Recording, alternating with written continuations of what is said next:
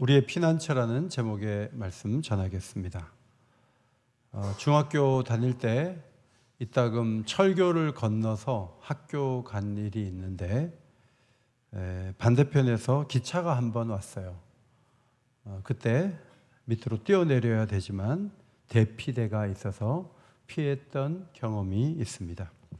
운전을 하다 보면 내리막길에서 브레이크가 파열된 자동차를 위한 긴급 제동 시설을 보신 적이 있을 것입니다. 브레이크가 잡히지 않을 때 이런 시설은 차량을 안전하게 대피하게 하는 고마운 그런 시설이라고 할 수가 있죠. 성경은 위기를 만난 우리가 이 위기를 어떻게 돌파하고 이겨낼 수 있는지 하나님의 도우심을 받을 수 있도록 도와주는 책이다. 이런 정의를 내려도 틀리지 않다고 생각을 합니다. 그림을 보시면 성전과 제단이 있는데 우리는 죄 가운데 죽을 수밖에 없는 사람들인데 하나님께서 사람을 잡지 않고 소와 양을 잡아 그 피를 제단 뿔에 바름으로 우리의 모든 죄를 용서하신 것도 하나님이 죄 가운데서 우리가 피할 수 있는 피난처가 되신다는 중요한 사상을 전해주고 있습니다. 사람들이 겪은 전쟁이나 재난이나 질병이나 통제할 수 없는 많은 일들 속에 하나님을 찾고 구하면 하나님이 피난처가 되어주시고 사람들을 건져주셨다는 사실은 우리에게 굉장히 소중한 정보를 전해주는 것이죠. 오늘 룻기서로 가서 인생 최대 위기가 있다면 뭘까요? 저는 그 중에 하나가 사별이라고 생각을 합니다. 젊어서 배우자가 갑자기 세상을 떠나면 고대 여인들은 취업도 못하는데 어떻게 살겠습니까? 중국 송나라에서는 성리학의 영향으로 재혼을 억제하고 정절을 지키는 과부에게 정려를 내렸다고 합니다. 이따금 쌀과 비단을 상으로 주면서 격려했고 고려시대에는 해민국이나 동서대비원 같은 무료 치료소에서 진료를 받을 수 있도록 남편 없는 자들을 배려하고 식량을 배급했다고 합니다. 하나님은 남편이 먼저 세상을 떠난 여인들을 위해서 계대 혼인 제도를 마련하셨습니다. 계대 혼인제 했는데 한자로는 형사취수제예요. 형이 죽으면 그러면 형제들 가운데 형수를 취하는 제도다, 이런 말이죠. 고대 중동에서는 이런 제도를 이스라엘만이 아니라 여러 나라에서 적용했다고 합니다. 중기 아수르 법전에는 남편이 자식 없이 사망하거나 약혼자가 사망한 경우에 시아버지 되는 사람이 자부된 그 사람을 가장 가까운 친척에게 인도하여 재혼을 하도록 그렇게 이끌었다는 규정이 있습니다. 히타이트 법전에도 남편이 죽으면 남편의 형제가 홀로 된 형수를 아내로 맞이하도록 법제화되어 있습니다. 기원전 2000년대 메소포타미아 북부 거주민들의 생활상이 담긴 누지 점토판, 그리고 가나안 북부 우가릿 문헌에서도 상속권 및 가족 유산 유출 방지를 위해 계대 혼인 관습이 나타나 있습니다. 우리가 생각하기에 이따금 왕이 주는 비단이나 양식이 홀로 된 여인의 삶을 도와주는데 얼마나 큰 힘이 됐을까? 거의 힘이 되지 않았을 것이라고 생각을 해요. 거기에 비하면 형제들이 형수를 돌보고 대를 이어가는 것이 홀로 된 여인에게는 더 나은 삶의 방법일 수 있었겠다, 그렇게 생각을 합니다. 룻기서는 사사들이 치리하던 시대 1200년도 전후로 약 한 350년 안에 일어난 사건이라고 소개하고 있으니까 지금으로부터 약 3200여 년 전 일들입니다. 유다 베들레헴에 살던 엘리멜렉이라는 사람이 기근이 이어지자 부인을 데리고 아들 둘을 데리고 요단강을 건너 모압 땅으로 이민을 가게 되었습니다. 이들은 그 모압 땅에서 오르바와 룻 두 사람을 잡으러 맞이해서 어느덧 식구가 6이 되었지만 곧이어 엘리멜렉이 죽었고 그들이 거주한 지 10년쯤 되어서 룻의 남편 말론과 그리고 오르바의 남편 기럧도 죽었습니다. 그래서 여자 3명이 남게 된 것이죠. 자기 고향 땅에 양식을 주셨다는 얘기를 듣고 어머니 나오미는 두 며느리를 불러서 얘기합니다. 새로운 출발을 해라. 나는 고향으로 간다. 이제 너희가 젊고 좋은 사람 만나 살면 되지. 이렇게 얘기를 한 거예요. 그래서 오르바라는 며느리는 어머니를 떠났는데 룻은 어머니의 하나님이 나의 하나님이 되시고 어머니가 죽어 장사 지내는 그곳에 나도 죽어 장사를 지내겠다. 나는 어머니 곁에 머물겠다 하면서 어머니를 따라왔어요. 그래서 베들레헴으로 여기민을 왔을 때 같이 오게 되었지만 그들을 기다린 것은 지독한 가난과 사람들의 부담스러운 시선이었습니다.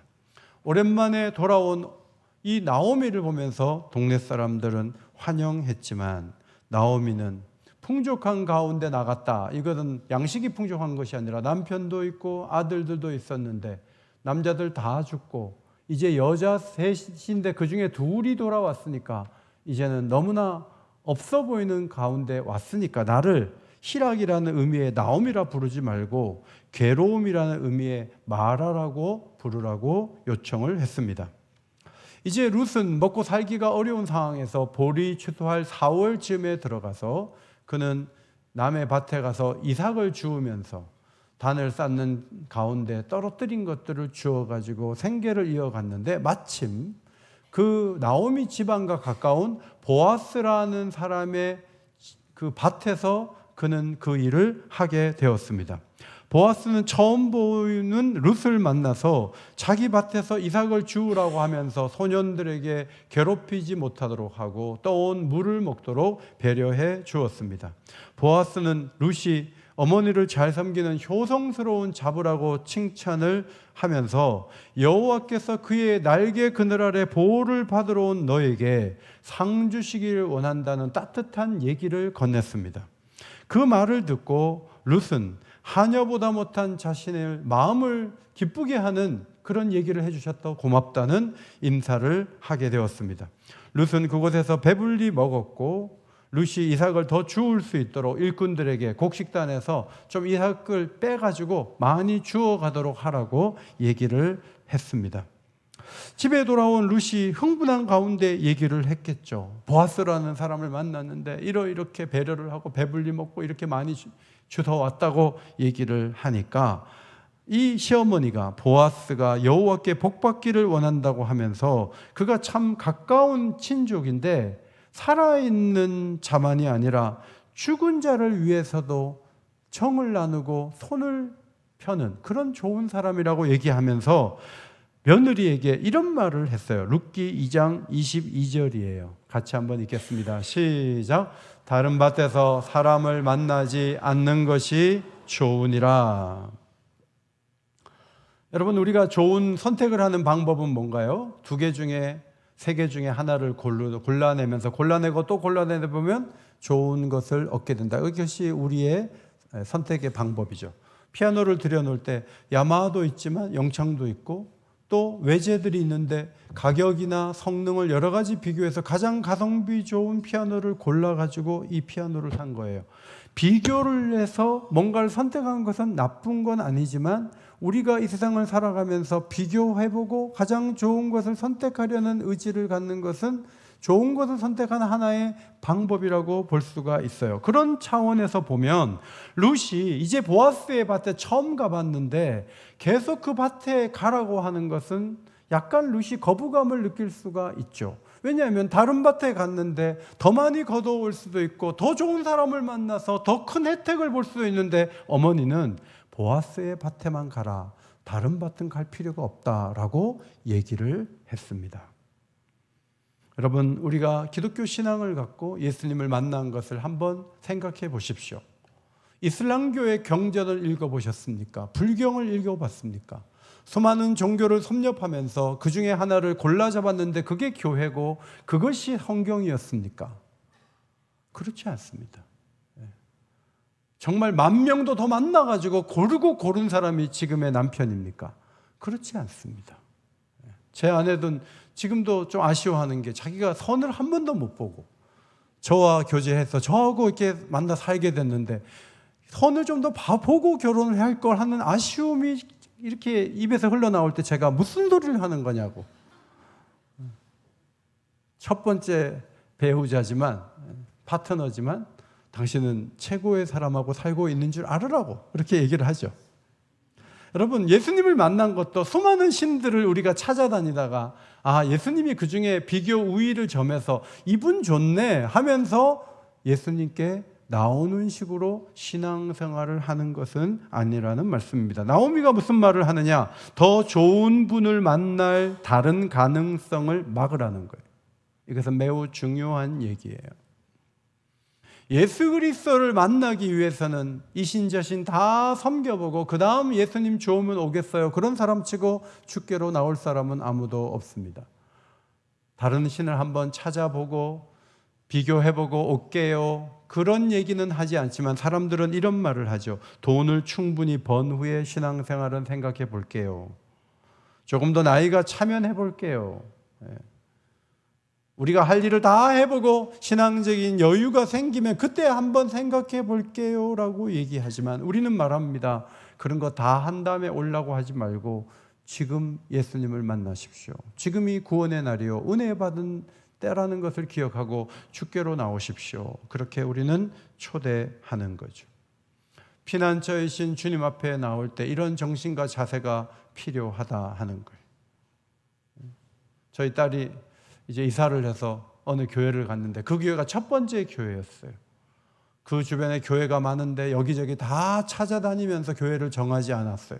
처음 간 교회인데 너무 환대해주고 너무 아름다워 보였대요. 그 교회 바로 등록을 했어요. 저희는 왜 비교하지 않고 그 교회를 그냥 가냐고 얘기하지 않았어요. 잘했다 그랬어요. 신앙은 골라 잡는 게 아니에요. 신앙은 하나님이 보여주시면 그 길로 그냥 가는 거예요. 그것이 신앙의 특징이기 때문에 그래요. 그 다음 3장 3절입니다. 너는 목욕하고 기름을 바르고 의복을 입고 타작마당에 내려가서 그가 누울 때 너는 그가 눕는 것을 알았다가 들어가서 그의 발치 이불을 들고 거기 누우라. 시어머니가 자부한테 가까운 친척인 보아스의 발치에 누우라고 시켰다는 거예요. 이것은 형사치수 제도를 배경으로 한 시어머니의 조언인 것이죠. 타작마당에 내려가 어스름한 곳에서 여인 혼자 몸을 숨기고 있다가 일꾼들이 먹고 마시기를 끝내면 보아스가 어디 눕는지 봐서 그 밑에 발치에 이렇게 그 이불을 당겨서 누우라는 거죠. 여러분, 이런 주문은 젊은 여인 룻에게 얼마나 굴욕적인 요청입니까? 처음 만난 보아스가 한 번은 친절하게 해주고 여호와의 날개에 운운했지만 시온이 말대로 했는데 보아스가 정색을 하면서 지금 뭐 하는 짓이냐고. 이러면 안 된다고. 소리라도 지르면 그 다음에는 그 동네에서 창녀 취급을 당할 수도 있는 위험한 일을 시어머니가 시킨 거예요. 그러나 룻은 시어머니의 조언에 따라 움직였습니다. 룻이 찾아간 타작마당은 바람이 잘 부는 언덕이나 마을 외곽에 위치해 있었을 것입니다. 보리 타작을 마치면 정제된 알곡이 거대한 더미를 만들었는데 한 해의 귀중한 소확물이고 소중한 재산이었습니다. 도둑이나 강도가 와서 가지고 갈 수도 있고 또 짐승이 와서 훼손을 할 수도 있었어요. 그래서 밭주인과 일꾼들은 수확기 기간 내내 타작마당 곁에서 밤을 지새우며 곡식을 지키던 것이 당시의 관습이었습니다.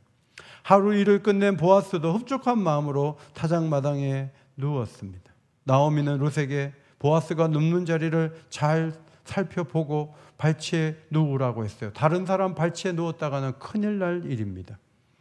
룻이 보아스의 발치에 눕는다는 의미는 당신에게 굴복하겠고 복종하는 사람이 되겠습니다라는 형사치수 제도 하에서의 청혼 행위였습니다.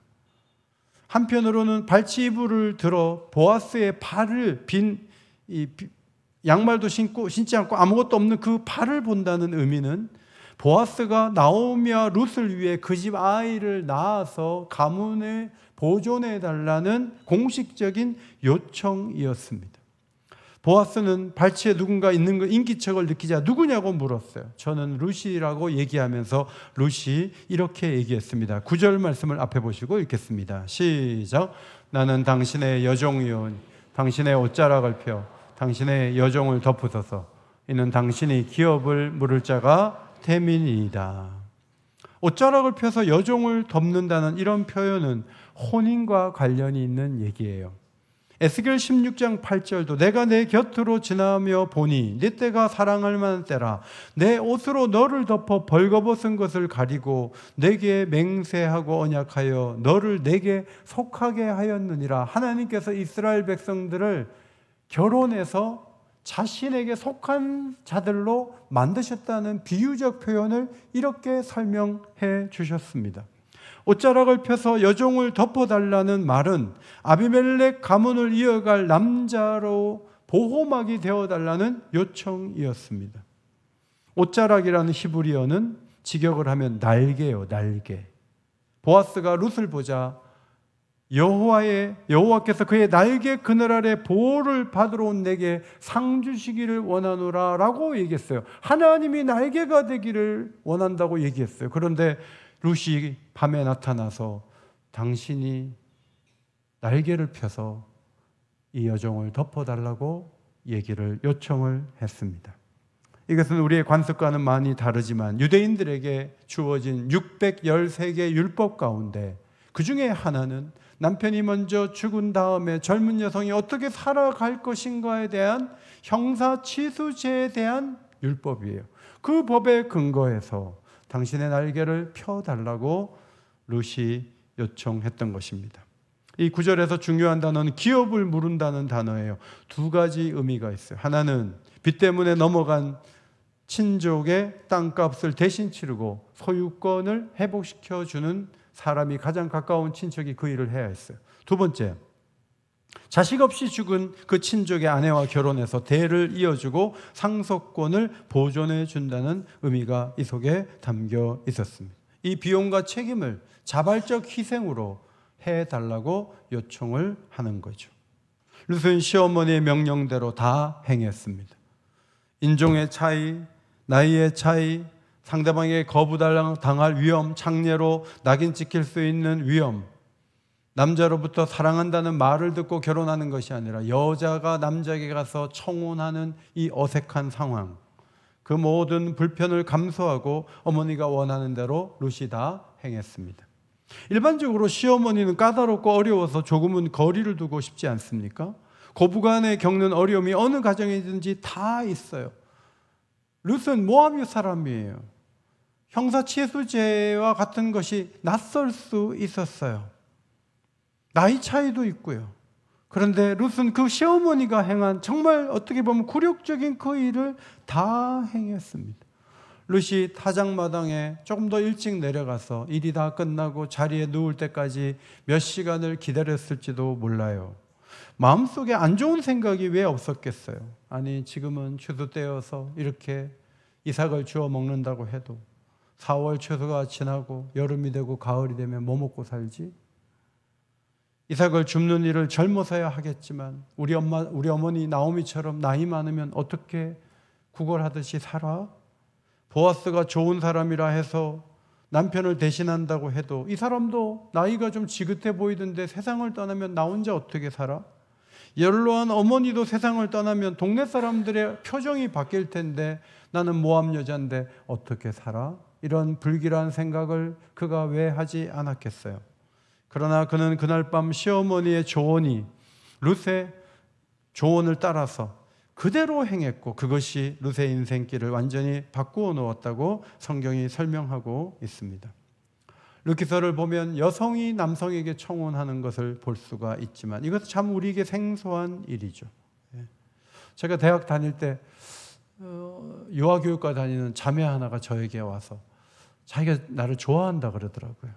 저는 그게 너무 어색해서 됐다 그랬어요. 그래서 그냥 뭐 대화도 못 해보고 오히려 좀 거리가 더 멀어지게 됐어요. 남성도 여성이 와서 나는 좋아하니까 너 나 사귈래? 이랬을 때 그러지 이렇게 하기가 지금도 어려운데 3200년 전에 그것이 얼마나 어렵고 낯선 일입니까? 여러분 성경을 잘 보면 베드로를 예수님이 찾아가 손 내밀었지 베드로가 예수님 찾아낸 거 아니잖아요. 교회를 미워했던 사도 바울이 다메섹 도상으로 넘어갈 때 예수님이 찾아가서 그를 불렀지 성경을 읽다가 바울이 깨달은 게 아니잖아요.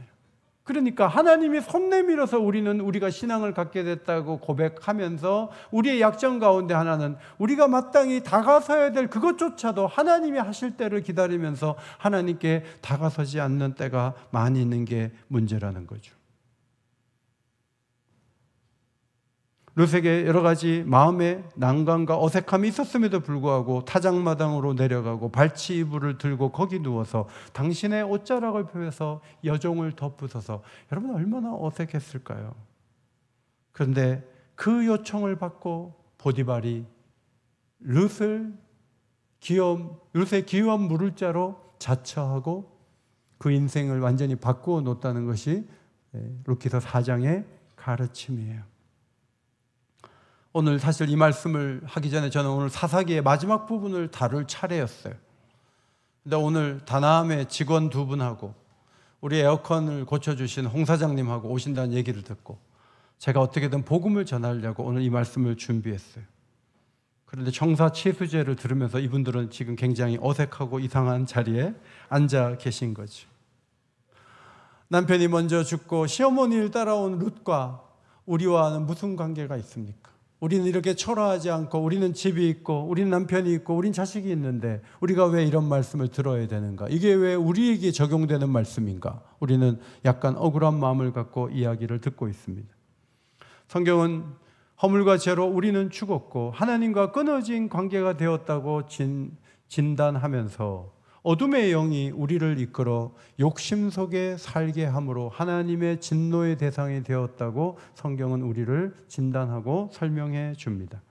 그런데 하나님의 아들 예수께서 이 땅에 오셔서 십자가를 지시고 죽으심으로 그를 믿는 자에게 의롭게 하시고 구원을 받는 놀라운 길을 열어주셨습니다. 추수하는 밭을 가진 기업을 물을 자 보아스보다 훨씬 더 부유하고 좋은 분이 우리 인생의 수많은 문제를 해결하시기 위해 우리 곁에 오셨다고 성경은 설명합니다. 나오미가 조언한 대로 우리가 룻처럼 우리 자신의 미래를 맡기며 청혼하려는 의도를 보일 때 그런 방식으로 하나님 앞에 다가설 때 하나님이 우리를 거절하지 아니하시고 우리를 돕는 분이라는 것을 성경이 계속 설명해 줘요. 우리는 지나치게 하나님이 우리를 끄시면 그때 뭔가 해보려고 할 때가 많아요. 그래서 처음 예수 믿는 것도 어렵고 신앙생활 잘하는 것도 어려운 것은 우리가 다가설 때가 어색하기 때문이에요. 그게 잘 안 돼요. 저는 올겐이 들어온 다음에 딱 한 번 쳐봤는데 올겐을 정말 제가 고등학교 때 쳤었거든요.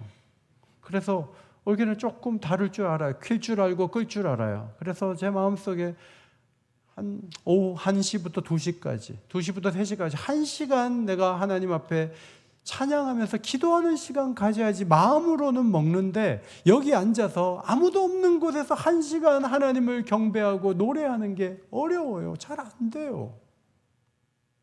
어색하기도 하고 바빠요. 언젠가 내가 하나님 앞에 기도하면서 수만 가지 문제를 맡길 때가 있지만 우리 성도들도 1시간 기도하는 거 쉽지 않아요. 생각은 있어요. 그런데 기도의 자리에 나오는 건 너무너무 어색하고 힘들어요.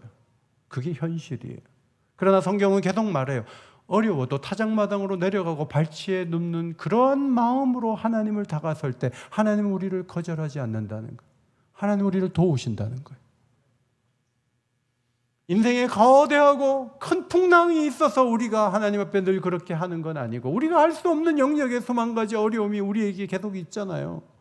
그럼 그거를 놓고 하나님 앞에 좀 맡기고 발치에 가서 도와달라고 옷자락을 펴달라고 해야 되잖아요. 근데 우린 잘 안 해요. 지난 주간에 손주 데리고 자부가 부산에 가서 친정에 있다가 석 달 한 반 정도 있다가 이제 미국에 다시 남편이 있는 곳에 가게 됐어요. 그래서 제가 저희 집에 와서 1박을 하고 공항에 태워다 줬어요. 친정에서 석 달 반 있고 우리 집에는 하루 있었어요. 저는 그것이 배려라고 생각해요. 그렇게 하는 게 맞죠, 뭐. 아이하고 놀이터에서 15분 좀 놀아주고, 그리고 이제 보내게 됐어요. 그런데 제가 지난 주간 내내 기도한 게 뭔지 아세요? 그 아이 엄마가 돌 반 된 아이를 데리고 13시간 비행기를 타고 가야 돼요. 얼마나 힘들겠어요. 거기 누가 한 명 동행하지 않으면 화장실 어떻게 가요? 어떻게 걔하고 동행해요? 너무너무 힘든 거예요. 그것이 어머니에게는. 그걸 보는 우리도 너무 힘들어요. 저는 일주일 내내 기도했어요. 하나님, 우리 손녀딸 미국 갈 때 좀 조용히 잘 가게 좀 해주세요. 거기서 계속 울고 하면 비행기 안에 있는 사람은 얼마나 힘들까요? 그래서 일주일 내내 기도했다니까요. 우리 손주 조용히 잘 가게 해달라고. 그리고 이제 도착해서 어떻게 잘 갔냐 하고 물어봤어요.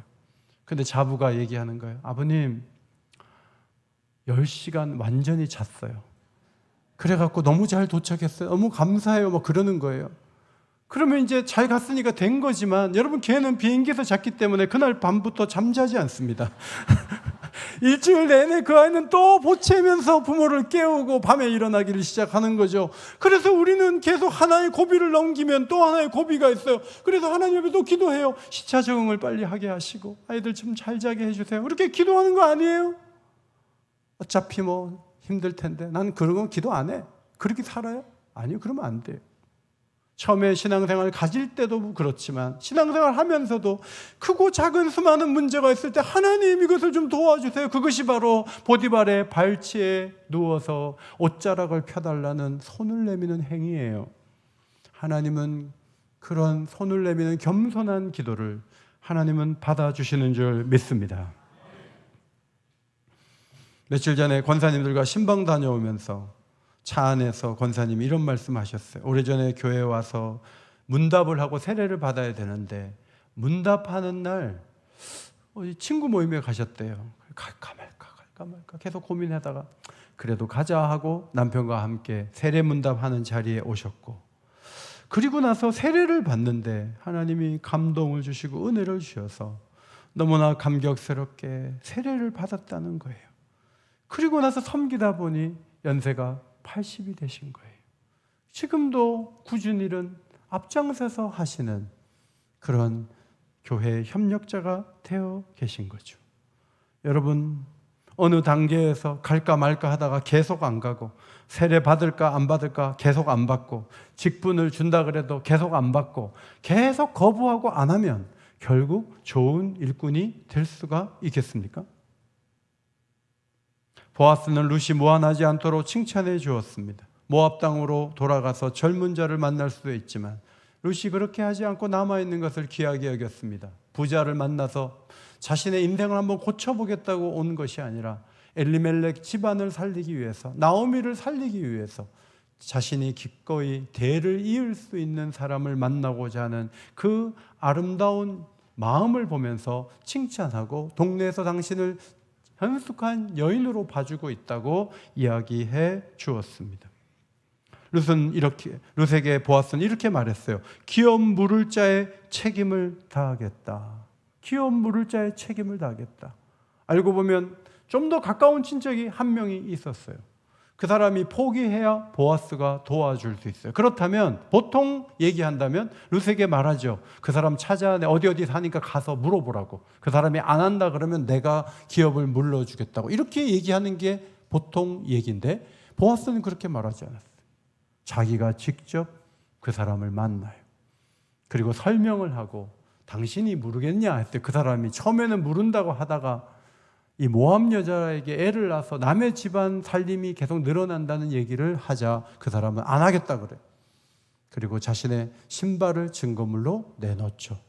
그리고 보아스는 룻과 함께 결혼을 해서 아이를 낳는데 그 아이가 오벳이고 오벳의 아들이 이새고 이새의 아들이 다윗이에요. 그러니까 다윗의 할아버지를 낳게 된 거죠. 우리 주 예수 그리스도 메시아 예수님은 바로 이 오벳의 후손으로 오게 되셨다. 이것이 성경의 설명이에요. 성경은 나이가 지긋한 보아스가 젊은 여자 얻는 행운을 가졌다고 평가하지 않고 룻이 엘리멜렉 집안의 후손을 낳아서 무너진 집안을 일으키는데 중요한 헌신을 했다. 그렇게 평가를 해줍니다. 지금도 하나님의 기쁨이 뭔가요? 행성을, 토성 같은 행성을 막 몇 개씩 만들고 태양계를 몇 개를 만들어서 엄청나게 많은 것을 돌려주는 것, 돌리는 것, 그게 하나님의 꿈이 아니에요. 하나님의 기쁨은 우리와 결혼하여, 우리와 연합하여 우리의 더 나은 미래를 여는 거예요. 하나님께서도 우리가 다가서서 마음을 열 때 보아스처럼 이 일을 성취하시기까지 쉬지 않고 그분의 열정과 사랑으로 우리를 보살필 의향이 있는 거예요. 어제 결혼한 신혼부부가 여기 왔는데 저 신혼부부가 하나님의 도움받아 행복한 길을 걸어가면 좋겠어요. 그리고 예배를 드리는 우리 모두가 이 하나님의 도움을 받아서 우리가 할 수 없는 수많은 일들을 하나님이 하시는 것을 경험하면서 기뻐하고 간증하고 은혜로운 자리에 나가면 좋겠어요. 여러분, 무엇이 피난처인가요? 건강? 재산? 관계? 여러분, 그거는 다 유한한 것이고 무너질 수 있는 거예요. 하나님만이 영원한 피난처시요 우리의 도움이시라는 사실을 시편 46편 1절에서 이렇게 기록되어 있죠. 1절을 앞에 보시고 결론으로 읽겠습니다. 시작! 하나님은 우리의 피난처시요 힘이신 환난 중에 만날 큰 도움이시라. 이 하나님의 도움을 얻어 인생의 모든 고비들을 이겨내고 죽음의 그늘까지도 극복하는 참된 피난처를 하나님으로 알고 예배하는 주의 백성들 다 되시기를 예수의 이름으로 축원합니다.